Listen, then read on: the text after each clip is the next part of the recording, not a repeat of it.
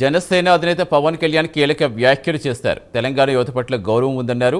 1200 మంది అమరవీరులకు నివాళులర్పించేందుకు అనుమతి ఇవ్వలేదన్నారు పవన్ కళ్యాణ్. దేశ రాజధానిలో ఒక రూల్, రాష్ట్రాల్లో ఒక రూల్ ఉందన్నారు. తెలంగాణలో జనసేన మీటింగ్కి ఎందుకు అనుమతి ఇవ్వలేదని పవన్ ప్రశ్నించారు. 12 ఏళ్లైన అమరవీరులను గుర్తించలేకపోయారని మండిపడ్డారు.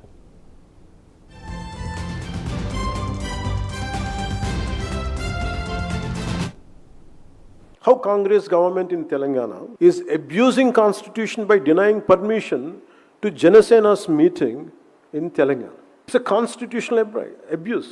ఇప్పుడు ఈరోజు 1200 మంది మన సాగర్ కానీ సంపత్ నాయక్ కానీ వీళ్ళందరూ మాట్లాడుతుంటే 12 మంది అమరుడు వీరులు చనిపోతే మీకు వాళ్ళని గుర్తించడానికి 12 సంవత్సరాలు కూడా ఇంకా సరిపోవట్లేదా మీకు? 1200 యువత కుటుంబాలు ఈరోజు అందరం జెన్సీని మాట్లాడుతూ ఉన్నాం. What happen to the people who last there lifes? 1200 people had last there lifes. They were young kids, చిన్న పిల్లలు, అందరూ కాలేజీల్లో స్కూల్లో చదువుకుంటున్న పిల్లలు.